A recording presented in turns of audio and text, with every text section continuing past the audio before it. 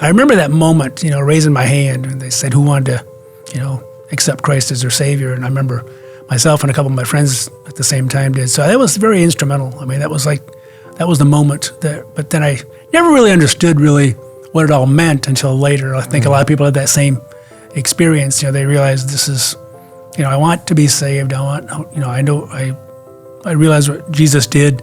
He died on the cross for me, and to offer salvation for us, so we wouldn't have to go to hell. And so, as a child, it was very simple, a simple faith. But I think I want to put my faith in Him.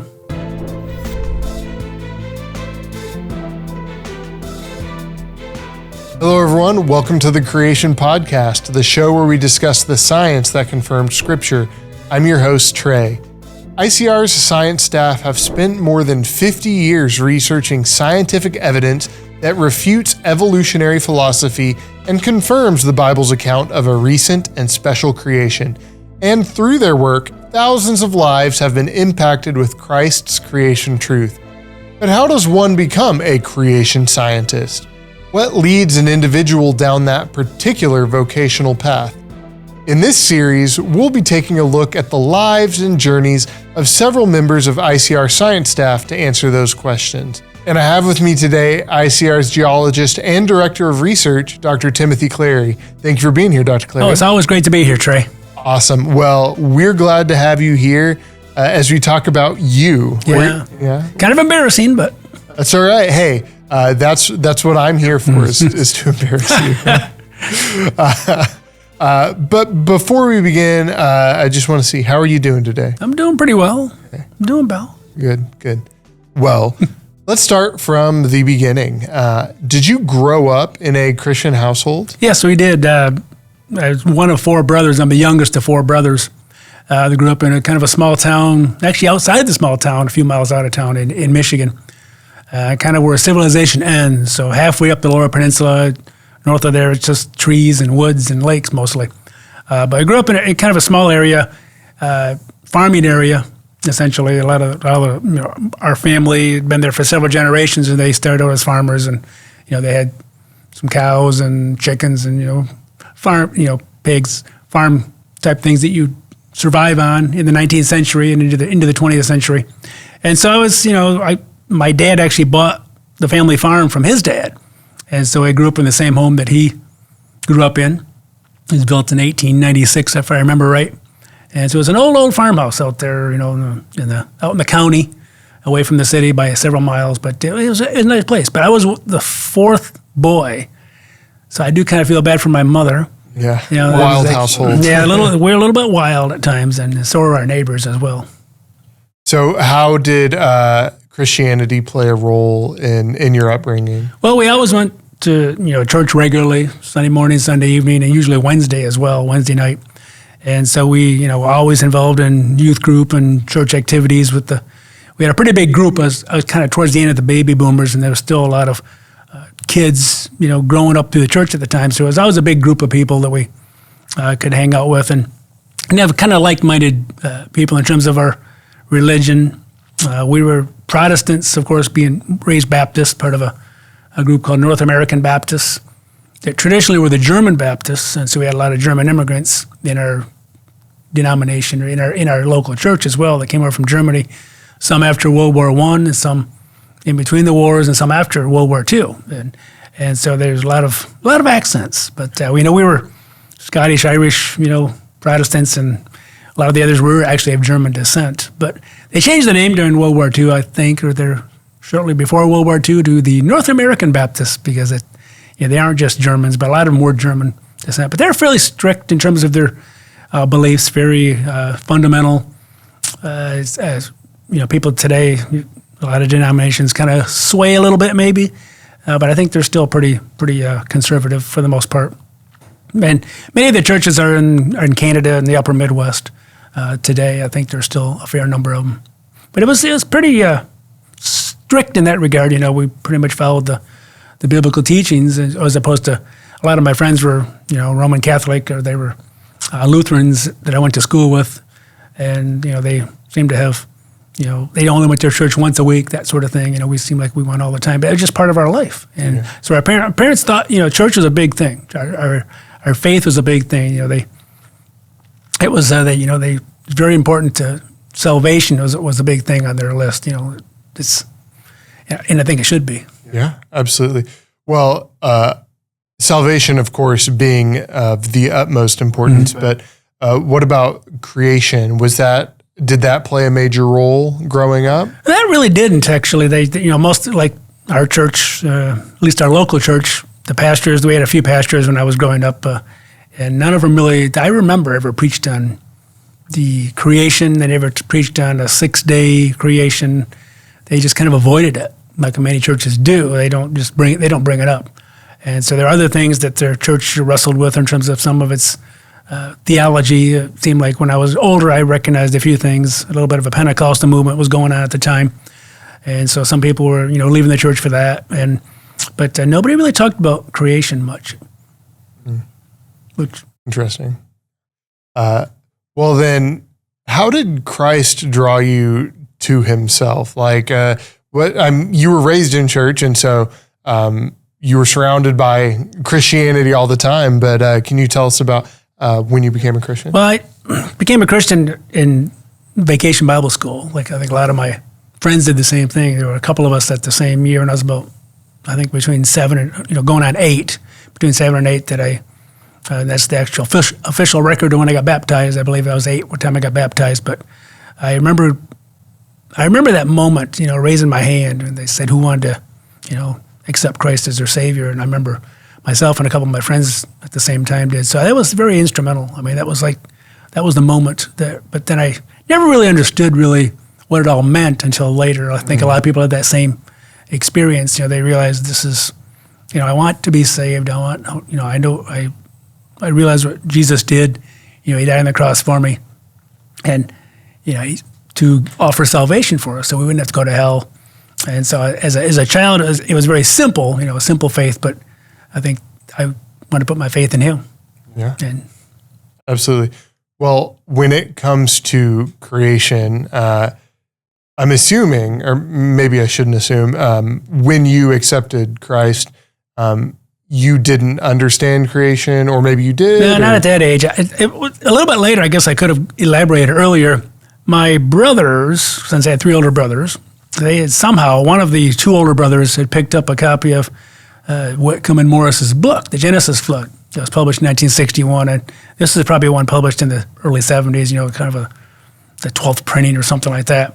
So we had a copy of that, and my brother was interested in science a little bit, my second brother, and he would read sort of that. He'd let my next younger brother, or the next older brother, and myself, who were the 2 youngest, he let us read it. We were pretty close together in age. We were only about 18 months apart, whereas the older brothers were 3 years ahead of me, or 6 years older than me.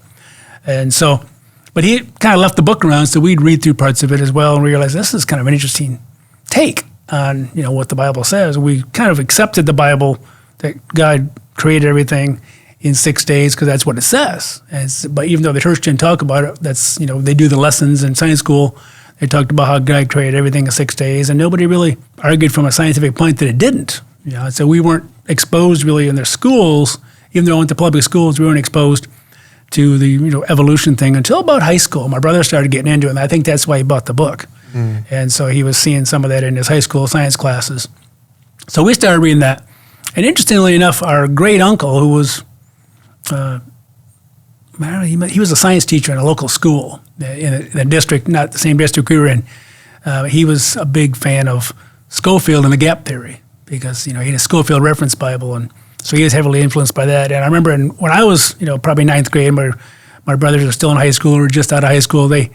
We would go over there to maybe once a month or twice a month we'd go kind of have a little family reunion to my great grandmother's house.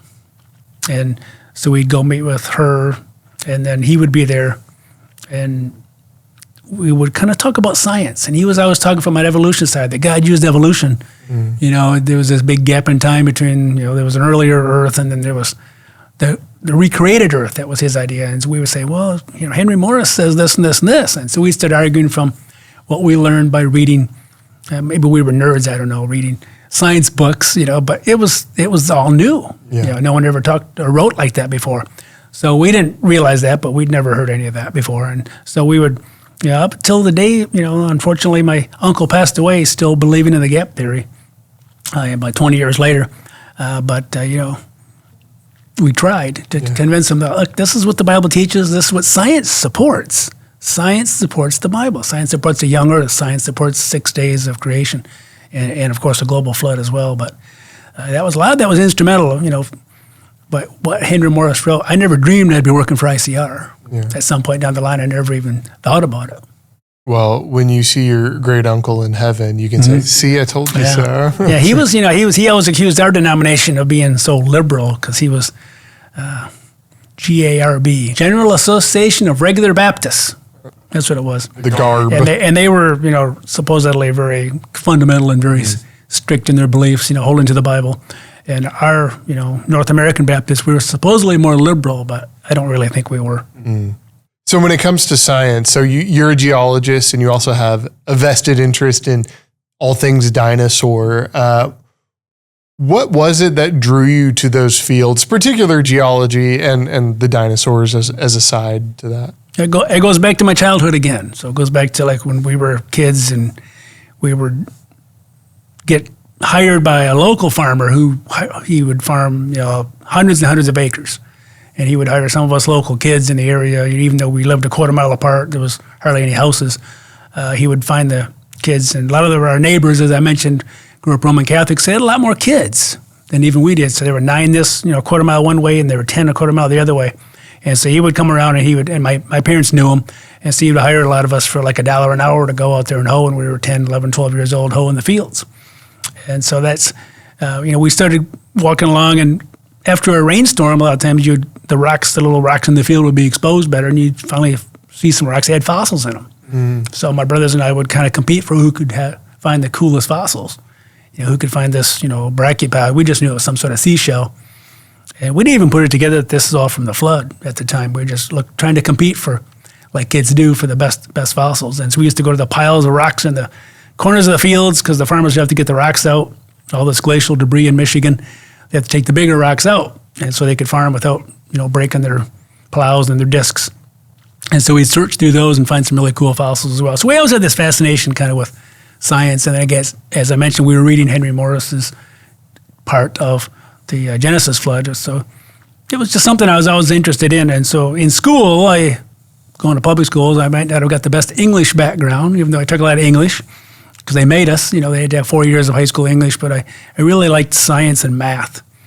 And about my junior year in high school, I really started getting math. It started to click. Mm. And, part of that's, I think, as your brain develops, it finally starts to be able to visualize things in 3D a little better, and that really helped in geometry, for example.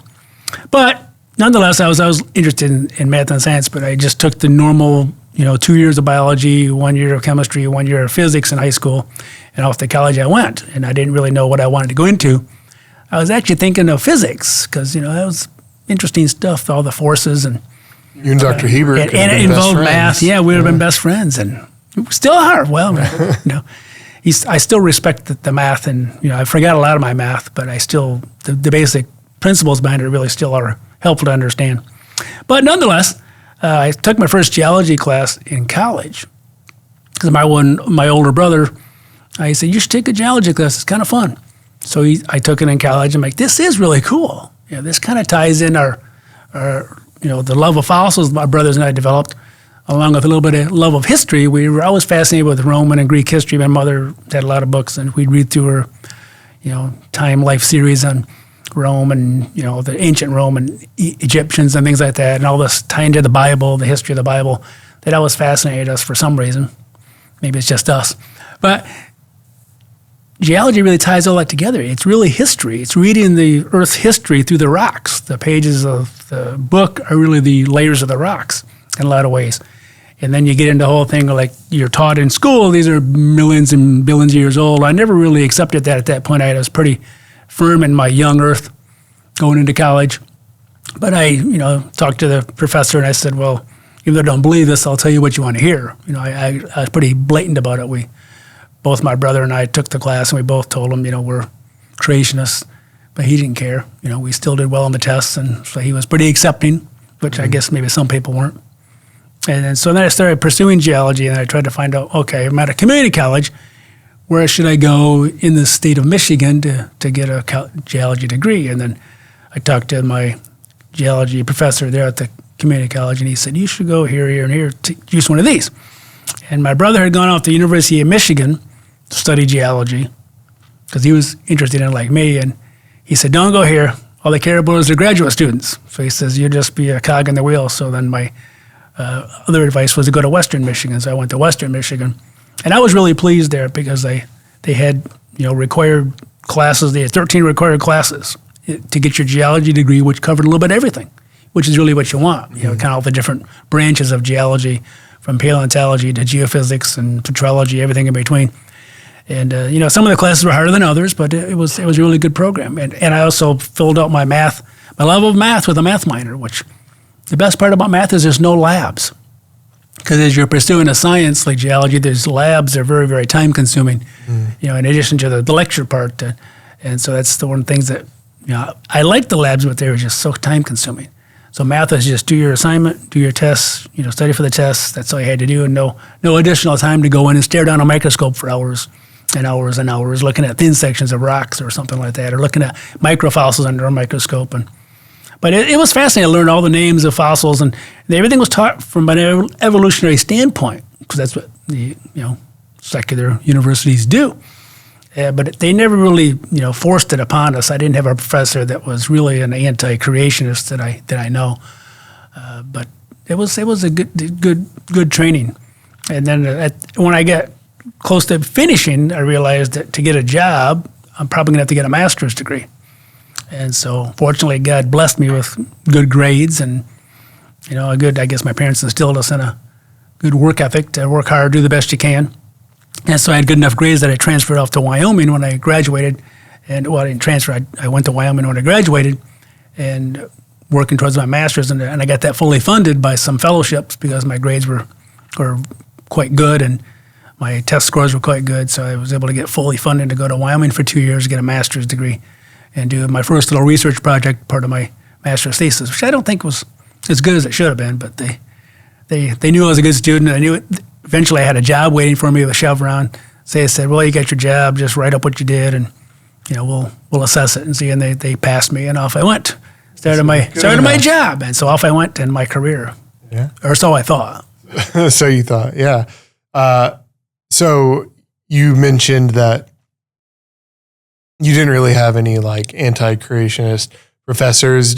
So when it comes to your specific experience in college, you just kind of did what was required of you, but saying hey, I am a creationist. Well, I didn't really say anything because while I was going to Western Michigan in Kalamazoo, I got the chance to hear, and I was getting Acts and Facts occasionally. I think my parents signed up for Acts and Facts from ICR, this new organization that puts out some interesting science, related to creation. So in addition to Henry Morris's book, we were now getting the Acts and Facts, and I was seeing when some of the speakers would come around. And a couple of times, I think twice in my career there, in college career at Western, Dwayne Gish came and spoke because he used to work for Upjohn, which is now Pfizer, I believe, and that was in Kalamazoo. They still have Pfizer still has a huge operation in Kalamazoo. And so he would come back and speak. He was a biochemist for them. So he'd come back and speak at his local church. So I got a ride to the local church, and I'd hear him speak and got a chance to meet him afterwards and talk to him. And he said, well, if you're going to college, don't tell them you're a creationist. That's my advice. Just, learn what you can, because the science is still really good science in there, even though you got to hear all the millions of years and the evolution. The science and the techniques and the things that you do learn is still really good. But he says, just don't say anything. So I didn't say much. After I transferred to Western Michigan from the community college, I didn't say much about my beliefs when I went to Wyoming as well. But I think they might have found out at Wyoming. And so one of my committee members never showed up for my defense, just kind of abstained. But it's kind of funny, as I was his best student in a couple of classes I took, in plate tectonics and some other. It was, so he just chose not to show up. Maybe he forgot, I don't know. But it's hard to forget when you're on a committee Right. for someone to get a master's or a Ph.D. to not show up. I think he just decided to abstain, but the other 4 passed me, so That's all you needed. off I went. But yeah, that was great advice, and that's, I never got the chance to meet Henry Morris, which I wish I could have, but I'll see him someday. Yeah. But I did see Dwayne Gish a couple of times, and he was instrumental in kind of keeping me focused on, there is an answer to all this. Just, you may not know it right now. And even today, there's still a lot of things we can't really answer. We don't know everything, but we're always trying to find out a little more, and everything I find supports the young Earth creation model. Absolutely. Well, you had briefly mentioned this, but so you worked at Chevron before ICR. Mm-hmm. What did you do? What was that like? I just sat in a chair and didn't do much all day long. No. No, it was kind of exciting because I started out, I was pretty young because I started school when I was a little younger than most kids. I was born in October, so I started when I was 4. And so I, graduated high school at 17 years old and went to college, and I had a master's, 4 years of undergraduate, 2 years for a master's. I had a master's at 23. And so I started my job with Chevron, and they hired me in Denver because I went to school at University of Wyoming. And so their local office was in Denver. And so they started me as an exploration geologist, started looking. And ironically enough, I had to start working North Texas. But not this area, but a little bit further over towards the. But you can't escape Texas. Called the Paladuro Basin over there by the Paladuro Canyon, and so I was looking at oil wells there and getting my first kind of feet on the ground, learning how to use oil wells, how to look at oil wells, how to make maps and cross sections, making those using the oil well data, and then of course the seismic data, which was a little bit less on shore compared to offshore, which I saw later. But when I was working onshore, I was mostly looking at oil wells that were drilled and tying them together and trying to see, did they miss anything? Did we miss something here in this area? And so you're assigned a small little area, and you worked with usually the way they did it with 2 people in the same area. And so it was good teamwork, but it really taught me a lot of skills that, I used throughout the rest of my career and even today here at ICR. But then they transferred us around. I did a job as exploration. Then after about 3 years of that, they transferred me to Oklahoma City, which they just bought Gulf Oil at the time. It was a big merger, and there's been a lot of mergers since. And so many of the companies I interviewed with don't even exist anymore. It was kind of interesting. But Chevron sent me down to this former Gulf office to do development geology. And so I stayed a year and a half in Oklahoma City. I visited a lot of wells. I flew up to North Dakota, sat wells up there when it was 0 degrees for the high on Thanksgiving Day. That was the high on Thanksgiving Day, 0. Not Celsius, 0 degrees Fahrenheit. That's, yeah. And then later that February, it was 50 below up there. But it was another guy's turn to go. So I was like, whew, that's a little too cold for me. 50 below, yeah. That's, I experienced 35 below in Wyoming in the wintertime one time. But once it gets down to 10 below and 35 below, you can't tell the difference. But it's more dangerous, of course. But anyway, I also sat wells in Oklahoma. I had to pick core points so you don't miss. You have a 60-foot section you don't want to miss. And back in those days, you just had drilling rate logs. You couldn't log and tell what you were drilling through. Like today, the technology is so much better. But it was always a risk. You drill through the zone that you wanted to take a core of, actual physical rock core that was this big around. And you only had 60 feet. And if you pulled it out at your 10,000 feet down, you had to pull all the pipe out of the hole, take a whole day, put the core, and then take the core, pull that all out again. That's another day. Generally, it's about a 2-day process, and then they finally got drilling again. So you didn't want to mess up. Yeah. And so fortunately, I didn't. It was a great experience. Again, just being out there and seeing how wells are drilled.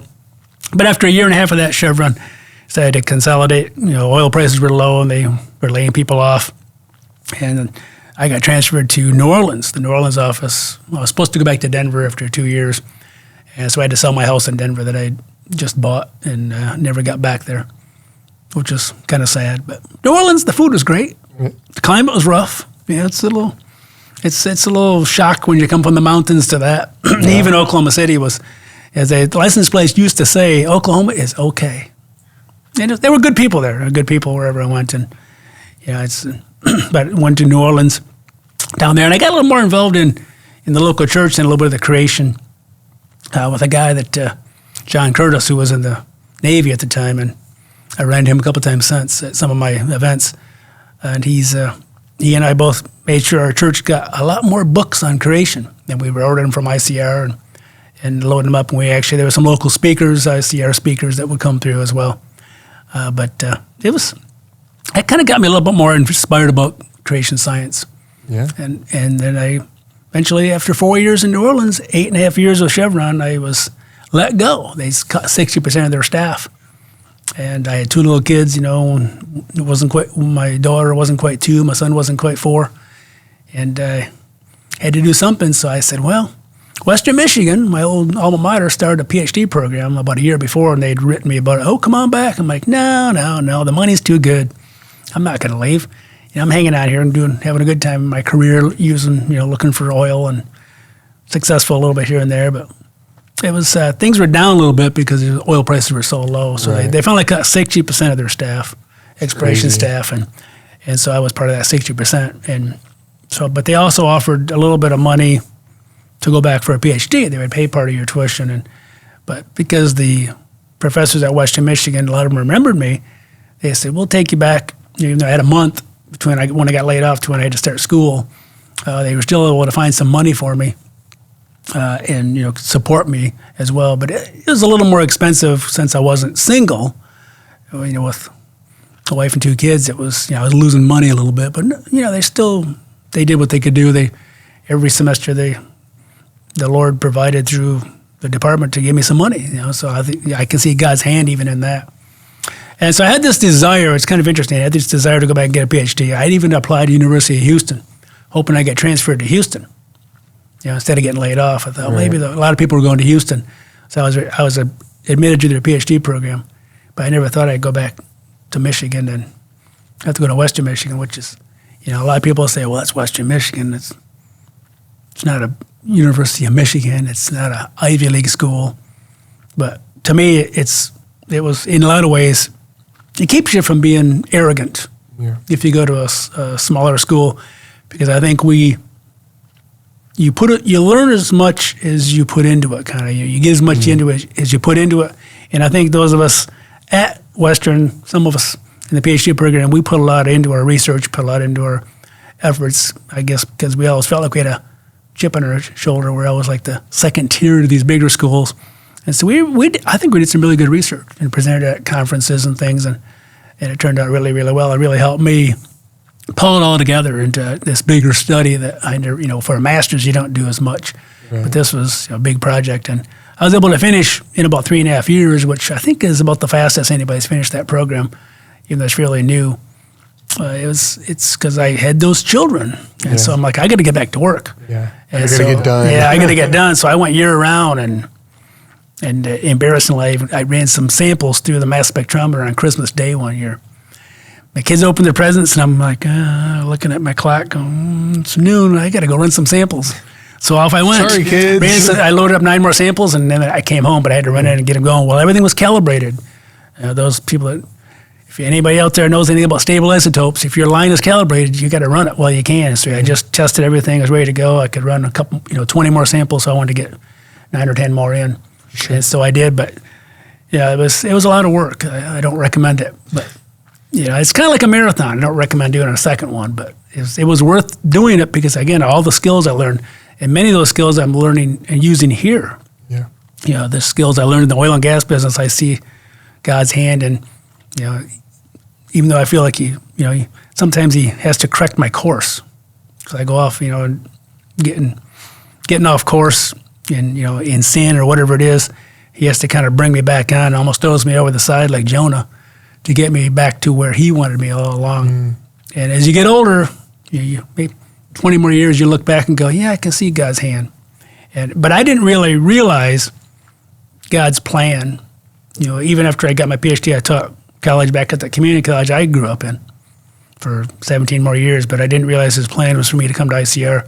When I was 52 years old, there it was. God kind of revealed His plan for me that I can use your skills. I can use your oil and gas skills. I can use your paleontology skills, where I developed a class, an introductory dinosaur class, and then did a bunch of digging in Wyoming, took students out and dumbed a lot of things down, writing these lab books and textbooks and things, for my students at the community college level, which really helps with the writing that I do here, to not keep it up with these upper level graduate classes, even though I taught some of those as well. I was able to bring a lot of that down. And so I think all that stuff, in spite of me, God's still able to use me, a sinner. He forgives me, but he's able to use us. And you look through the Bible, that's what you see. Yeah. Imperfect people that God uses. And just like Moses was 80 when he was called, basically, and he had all these skills as well. He knew all the math and whatever the Egyptians taught him. And I knew all these skills with oil wells and things that very few academics do. Mm. And so when I came here, I started working the column project, so-called column project. And a lot of that involves oil wells and having to know how to use them, how to understand them, how to read them, how to plot them up. Yeah. And so much of this became, to me, it was like, wow, I didn't know that. I never dreamed I'd be at ICR. Yeah. And I never dreamed that I'd be using this to show the truth of God's word by all the geology of the world, all my love of history and the rocks and the fossils. All of that shows exactly that God's word is true. There really was a global flood, a global judgment that took place, about 4,500 years ago. Yeah. Well, I want to know exactly, well, maybe not exactly, but in general, like, how did you come to ICR? So you were teaching at the community college? Well, yeah, that's kind of a interesting story. Dr. John, I saw him, Dr. John Morris. Yeah, I saw him in somewhere, I think in Flint, Michigan, and about a year or so before, and a couple years before, and I usually would hear local ICR speakers if they were coming in the area. And so he kept track of me, so it was kind of his idea in some ways. He talked to Henry III, and I finally said, yeah, let's do it. And so off I went. Yeah. My kids were out of the house, and eventually they do leave. But they always come back for money. That's right. But yeah. So they just kept an eye on you, and then when you were ready, they said, yeah, I think so. Yeah. But it was definitely God's hand. Yeah. There's some things I was getting into that I shouldn't have been getting my too close to the fire, so to speak, and but it's like it's time to go. Yeah. And so and here and God, God's like, I can use you. Yeah. In spite of me. In spite of you. Well, so now that you're here at ICR, what are the most impactful projects you've worked on while here? Well, I think number one is the last, I've been here a little over 12 years now, 12 and a half years, and I think the project isn't quite complete, but it's nearing its completion, is that column project. Mm-hmm. Really compiling oil well data and seismic data, whatever that goes to the wells, and whatever data I can get to show how the columns, what's, if you drill a well right here where we're at, all the way down to the crust, records all this, how much limestone, sandstone, shale, whatever it is, plus these sequence boundaries that we talk about, mega sequences all the time. There's major boundaries within the rocks that you can map across the country, and you can map those across all the continents, not just here in the U.S. And so I've been mapping those out. It's taken 12 years to get 6 continents done. But the most amazing thing is those six continents all show pretty much the same pattern. They all show. Some places where you have the complete record, or most places you don't. You've got an incomplete record. They were deposited in the flood year. Not everything flooded everything all the time, and so you have partial flood. And it shows that really the most impactful part of it is it shows a progressive flood. Which, if you read through Genesis 7, you're going to read through that. You'll see that the water went higher, went exceedingly higher, God's really saying that the water went higher yet, until reaching a height point at day 150 when the whole world was covered with water. Right, it wasn't a 40-day and that's what these rocks reveal, that all the continents show generally the same pattern of rocks in the same general order, and they all peak generally at about the same time.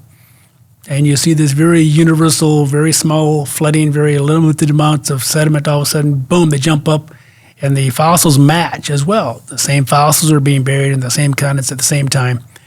Because, like Henry Morrison, those earlier scientists speculated it might have been some sort of a ecological zones. Higher elevation, so as the water went higher, you're burying different animals, different plants at different elevations. And so that's really what the fossil record reveals. It's a record of, global catastrophe, but a layer at a time, an ecological zone at a time. So animals and plants show up as fossils suddenly, fully formed, and then they go up a little higher, and then they're gone. So these so-called extinction events are really just where you end a whole complete ecological zone, and you go to the next ecological zone. Now, there's some where you get fossils going, quite a range. You get certain animals that lived in different zones. They lived in lower elevation and higher elevation. And you also have a lot of marine mixing going on because the waves are coming in from the ocean. And so you're bringing in all these marine animals, so you're seeing sharks with T-Rexes and things like that. That's, as the word of the day is, ubiquitous. Everywhere I've looked, every continent, South America, India, Southern Asia, I can give you examples of all those areas where there's all this mixing. It's in the papers. It's in these articles. They just don't really bring up why. They usually avoid that because they can't explain it. Like the coal in South China Sea, for example. I was an author that wrote several papers on that from the oil wells out there. How could you have coal that's in 3,000 feet of water that's 3,000 feet down below that? In fairly recent times, according to geologists. And so to me, stuff was washed off the continents. As the water went over the top and started receding, it pushed all these massive amounts of plants out in the deep ocean, hundreds of miles offshore. And you see that not just there, but other places as well. That's just the most extreme case. But the guy trying to explain that was like, well, it's kind of the land must have gone up and down a lot, but there's no evidence it ever did. Right. It's the ocean. It always was the ocean. Once that crust formed, it was never part of the land. And so it's interesting how they either avoid that or they don't, or they make up some kind of wild idea. But it's, to me, it's the global flood. Yeah.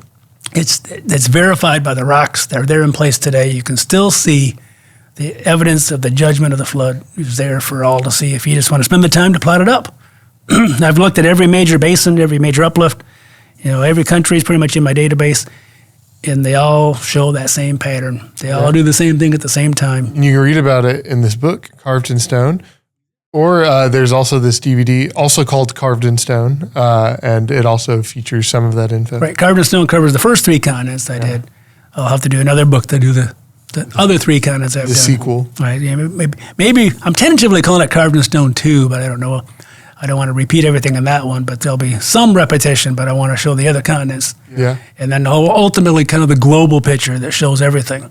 We really do see the same things happening on every continent pretty much at the same time in the same order as well. So it's amazing evidence for a global flood, which, my detractors, for lack of a better word, critics, they're like, well, we love your data, Tim. Not your interpretation. But not your interpretation. So I'm like, well, how else do you interpret it? And then they basically either just fall back on the standard interpretation, which, my data kind of blows out of the water, or they don't say anything. Yeah. To me, it really shows a progressive flood, just as the Bible describes. And like, how did I not know that reading it? You read Genesis 7, it's like, how do you not see how the water's going higher? And God's telling us it went higher, went higher, went higher, went higher still until it went over the top. Yeah. And you see that in the rocks. It's like, it's a perfect match. To me, that's the most amazing thing I've done. And but I still got to do a little bit around Antarctica, what I can. Hopefully in the next year or less, I'll have that done. And then move on to another project that the boss and I are discussing. Okay. Well, awesome. Can't wait to... Not my wife. No, the president. The president. Yeah. I'm excited to hear about that project. All right. So let's say someone watching is interested in a career in creation science. How would one know that they're being called to pursue such a thing? Especially for you who spend some time working in, in oil and gas and then teaching, how would someone know? Well, I don't know if you do know right away, but you kind of have these, in my case, I had this desire to get a Ph.D. Even though I was sick with school after I got my master's, that was 6 years of school. I'm tired of this. Never want to go back. And the money was pretty good, but until you lose your job, you're like, now what am I going to do? And so then I kind of went back to, even when I was working for the oil company, though, I thought about these other guys that had PhDs. I'd like to get a PhD. I think I could learn a lot of stuff if I got a PhD. And so there was this desire that I think God put in my heart to, you should pursue another degree, get that PhD. And that's why I'd applied to Houston. I didn't really think I'd get laid off, but it happened. But it happened. Well, I never would have got a PhD if I didn't get laid off. And so God had a plan for me to get a PhD. ICR wouldn't have hired me without a PhD, so I'd never be at ICR without getting that PhD. So, God has a way to work you get you where he wants you to be. And I think that's where I was when I started here at ICR. I'd done all this stuff and got, gone through this kind of convoluted path of even sinning here and there and different things. And then he's like, but I'm still going to pull you out of that. I'm going to use you. And he brought me here kind of as almost a second chance. But really, it's my third career. And so if you're going to school, you got to be anticipating that there's going to be sharp turns. You're not always going to make the right decisions. You're going to make some poor decisions like I did. But yet God's still able to, just like your phone says, redirects you when you get lost, take a wrong turn, it redirects you and brings you back around. And so, I was trying to take the wrong turns several times. In fact, I did, but I ended up here in spite of me, because God says, I can use you. So you don't have to be perfect, because you can't be. Only Jesus is perfect. But he's forgiving. He's loving, he's forgiving. And so he can forgive all the things, all the wrong turns you took. He's like, what wrong turn? Unfortunately, the east of the west. Yeah, sometimes people don't forget that, but you don't forget yourself, and you feel guilt and things like that. But he relieves you that guilt over time. Yeah. But it's the greatest thing in my life was accepting Christ. I didn't really realize the full implications of it all when I was a younger child. It's that childlike faith. Where I was like, yes, I want to do that. But then later you realize how big it is, what a big thing it is. And that Jesus has always been there. No matter what I was doing, he was always there trying to get me on the right path. And I think he finally got me on the right path. And he brought the most wonderful woman I could ever imagine for my wife. And it's like I just feel like what a blessing she is every day. And so she's been there throughout my ups and downs, and she sticks with me. She's forgiving, and greatest gift God has given me on this earth was her. Not me, Dr. No, okay. but you are a great friend. Oh, I appreciate that. So I do appreciate that, getting to know all the people here at ICR. There's so many wonderful people here that they just look at what you're. They don't judge. Yeah. Amen. Well, okay. So, do you have any advice for one who is pursuing one of the sciences as a career? Do you have any advice for someone who's navigating academia? Well, yeah, I kind of like Dwayne Gish's advice, where if you're a creationist, not to challenge the professors, not to challenge your teachers in high school, wherever you're at. Don't throw it in their face. That you can just kind of what I had to do. You have to learn the material. You have to give them what if they say how old's the Earth, you have to answer the 4.5 billion years. And like I told my professor at the community college, I said, I don't believe it because we'll just put it down anyway. And so you have to tell them what they want to hear. In some ways, it feels like you're almost lying. But anyway, I don't think it really is. You've got to get those degrees. You have to learn what they are, where they're coming from. Yeah. You really need to delve into their beliefs. You learn their beliefs, and if you don't know what they believe, and a lot of this good science is in there, and you got to be able to sort that out. I think at the higher level you go, the more you really can see. Okay, this is early on. They just kind of teach you these stories almost, and later you realize the basis of those stories is pretty flimsy, and that you can see you can separate the science from the stories or the theory a little bit better as you get more and more. Higher degrees and more classes. Yeah. But it is really good science. The skills that they taught me are really good. Identifying the rocks, looking, studying my microscopes, all that stuff was very, very helpful to understand the rocks that I study, even though I don't get to look down microscopes too often, which I don't mind. It's kind of wears you out. But all that knowledge really has come in helpful. And the problem-solving skills that I learned as a geologist, the math helped with that as well. A lot of geology is problem-solving. And it's one of those things where I think the Lord's blessed me with, be able to tie things together sometimes quickly. I don't know. Sometimes I'll solve something. It's just, I get a little bit of wisdom, I think, from the Lord here and there.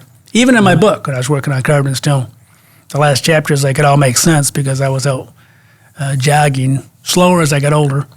And I used to run, but now it became jogging. Now it's the elliptical for my knee. But in that book, when I was putting it all together, I realized it all made sense. And I was just like, this plate tectonics, catastrophic plate tectonics, along with the progressive flood, it makes sense. You make more seafloor, the water goes higher. And so all these things started tying together. So the last chapter is called It All Makes Sense. Because it really does. And it all ties you directly back to the biblical flood. Yeah. So there's moments where you get a little bit of wisdom if you pray for it. God does give you some wisdom. And sometimes I was able to tie things together that I never really connected before because of that. A lot of it's because you're gathering data. You're actually doing research, and you don't necessarily know where it's going to go. An interesting story, I'll go back a little bit. When I first started this project, Henry Morris III said, well, what do you want to do? And I said, well, I could work on these columns, blah, blah, blah, blah. I had an idea, kind of some idea what I wanted to do. He's like, yeah, do that. And so I started mapping them out and figuring out how I'm going to put these into a computer database. And so I don't have to just, it's too big of a project to not put in a computer. I was like, well, I know the Bible talks about a global flood, and I believe it, but I sure hope these rocks show it. Yeah. I hope it's going to be cleared from the rocks when I get it. And boy, was it. The more every continent I do, it's the same story again and again and again and again. How do you argue that's not global when the same story is on every continent? And so it was amazing after 3 that I saw the patterns, and that's why I wrote that book. It's like, here it is. And there's been several geologists that have read that have gone through the same schooling as me, but they never knew, all the evidence for a young Earth until they read that book, and they're like, this changed my life. Yeah. I just heard a guy a few weeks ago tell me that it changed his life. And then a guy at the conference I was just at said, I've been waiting for a book like this all my life. I'm in my, almost 70 years old. I'm a geologist. I'd been waiting for someone to write a book like this. This is it. Thank you so much for doing that. And but it's not about me. It's all about God. It's all about Jesus. Yeah. It's all about what he does with that book. Yeah. And I'm just feel like literally I'm just the vessel that he used to get that out there. Again, imperfect me, sinful me, but he's able to, his blood is sufficient to forgive anything I've done wrong and still use the products of my hands for people to really see and understand and see that there really is evidence in the rocks that confirms God's word. Yeah, absolutely. Well, as we come to a close, do you have any other closing thoughts? Anything that you would say to any listener or viewer that you might want them to know? Well, science. We need more scientists. We need more people with advanced degrees in science. But a lot of times the secular schools or state schools do provide, I think, some of the best educations. There's also Christian schools you can go to in geology and some of the sciences around that. We can always give people directions to who to go with, but the evolutionary community, even though they're taught, from an evolutionary standpoint and in a godless standpoint, they still have a lot of good science in those departments. But unfortunately, you can get caught up in it. And so I've had students going off to a state school that became Old Earth. But I've had most of the students that were Young Earth going into these programs stayed Young Earth, and but it's a little bit. It's a test of your faith a little bit. Yeah. I think you learn great science from a lot of these schools, and it may not matter exactly which one you go to. God can still use you. Yeah. I didn't go to the Harvards. I didn't go to the Yales, and maybe that's a good thing in this day and age. Yeah. But it's, I went to a kind of a blue collar school, as I mentioned earlier. But we worked really hard, and I think the result, shows in our research was still comparable to what they're putting out at these other institutions, and even though we do it on a smaller budget. It was a little more work, but it was a lot of work, but it was worth it. Yeah. But the best thing I ever did was to raise my hand at VBS and accept Christ as my Savior. Thank you so much for being here, Dr. Clarey. Oh, it's a pleasure. And thank you to all of our listeners and viewers for joining us for this episode of the Creation Podcast. And do you see those names that are scrolling right there, wherever they are on the screen right now? Well, those are our members and patrons, and you can become a member or patron using the links in the description below. By doing that, you can get access to this podcast a week early before it comes out for the general public. And there's several other perks that you can get for becoming a member or patron. Any tier gets your name on this list. And while those names are scrolling, I have another question for you, Dr. Clarey. So Rob Langsdorff 8758, that's an interesting one, says, I would like to hear a comparison of the theory of catastrophic plate tectonics and the hydroplate theory. Both provide good models for producing the worldwide flood and movement of continents. But the hydroplate theory seems to provide explanations for asteroids, comets, and craters on the moon. Thanks for looking into this. Oh, that could go on for 3 hours on that. But let me just say that I believe that the catastrophic plate tectonics mechanism is the best mechanism that's out there today. It explains the geology that we see, the geology of the globe, and even the asteroids, which doesn't really explain those, but let me talk about that. Yeah. I think hydroplate theory was a good idea at the time, maybe back 30 years ago, but I think it's been one thing that it has been shown in the last 20 years has been a lot of seismic tomography, which is a lot of seismic data. They collect the image inside the Earth, into the mantle particularly, and they've shot over these subduction zones where these plates are coming together and one's going into the Earth. And they can see the actual slab going into the Earth, this 60-mile thick slab going all the way down. And some of these go all the way down to the core.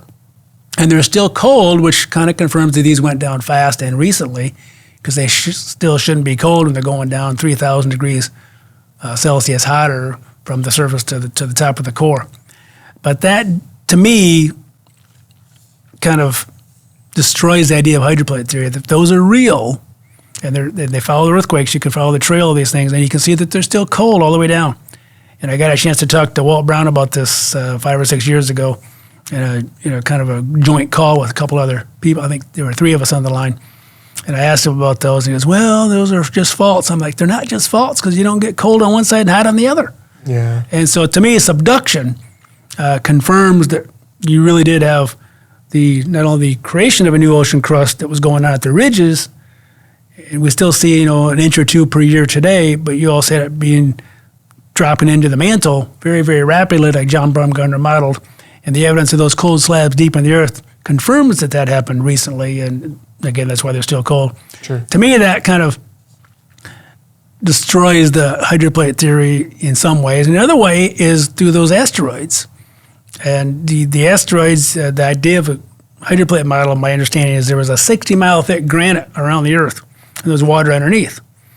And that 60 miles of granite, much of it blasted into space, as the interpretation goes right now.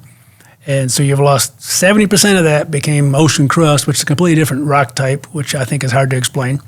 It went from granite to basalt, which is a black rock, granite being a pink rock that people will buy countertops for a lot of times. So you completely change the rock type, and 70% of the Earth now is basalt. And where did it all go? Well, they claim it went up to space, but you look at the asteroids, and none of them are granite. There's no granite asteroids out there. If there is, there's 1 out of 100. That's somewhat less than maybe, but most of them are more basaltic. They're if there's minerals at all in them, they're either iron and nickel rich, or the rocky ones may have some. They're not granite at all, and so the argument that all this stuff shot into space and became all the asteroids, and then you got to also exceed the escape velocity of the Earth, which you don't have enough gravitational force to do, and people have done the math on that as well and shown that that's not the case. Yeah, unfortunately, there's a lot of engineers out there that hold to Walt Brown's view of hydroplate theory because it's he's an engineer. But the geology discoveries in the last 20 years, the seismic tomography, to me shows subduction was real. The catastrophic plate tectonics, that's what's consumed the original crust and made the new crust through that process is the best mechanism for the flood. And that also is the best mechanism for the progressive flood I see in the continents. Because you make more ocean crust, it pushes up more from below. It's hot and new, like a hot air balloon. So the more you made, the more the ocean was pushed up from below. So initially there wasn't a lot of new crust made, so there wasn't much flooding. And then later there's more and more because you made a whole new ocean crust. Yeah. So ultimately you made a whole ocean crust, and then everything kind of stopped because you no longer had the gravitational difference. Everything was hot. And that's why the plates are barely moving today. So it kind of explains that, and it helps explain the ice age, heating the water, and all the volcanoes from the subduction zones were the ones putting the aerosols up, bring on the ice age. So it really does make a lot of sense. It's more than just the geology. Right. And so the hydroplate theory, you can't explain why the asteroids aren't all granite, and you also have to explain what these subduction zones are. They're not just faults. And then thirdly, and there's many other things, you have to explain how did all the crust suddenly change from granite to basalt over 70% of the Earth. Yeah. And it's very thin now. And even the areas where the continents are, that's much thinner than 60 miles. You're lucky to get 10 or 20 miles out of it. Right. And so to me, it's too radical. It doesn't fit the geology that we see on the Earth, nor in outer space. Yeah. And the physics behind it is a little bit out of line with accepted math as well. So from every scientific field. He did get some stuff right. And I agree with Walt, bless his heart. We agree with him on a recent flood, a global flood. It's just the mechanism. His mechanism, I don't think, works with the geology we see today, even with the content of the asteroids and things. It doesn't fit with what we see in the mantle through that seismic tomography. It's a big issue. I know I'm going on too long, but there's a lot of things. It doesn't work. That is better explained by the catastrophic plate tectonics as a mechanism. So like the last chapter in your book that says it just makes sense. Yeah. If it was about the hydroplate theory, it would say it just doesn't make sense. But a lot of it doesn't. That's the problem. But we agree. Jesus is. He agrees that Jesus is our Savior. That's our only hope for salvation is through Jesus' name alone, and what He did for us on the cross. And then the global flood. He agrees with that. He agrees with the timing of it about 4,500 years ago. I think he agrees with the age of the Earth, about 6,000 years old. Yeah. But it's just the mechanism. I think his mechanism is faulty from what we know today, particularly in the last 20 or 30 years. Yeah. Awesome. Well, thank you so much. And thank you for taking the time to share your story and also answer that doozy of a question. So, you're welcome. Absolutely. And thank you again to all of our listeners and viewers. Make sure to like, subscribe, share. We want to get this creation truth out to everyone possible. And again, if you want to become a member or patron, you can do so at the links below. We'll see you next time on the Creation Podcast.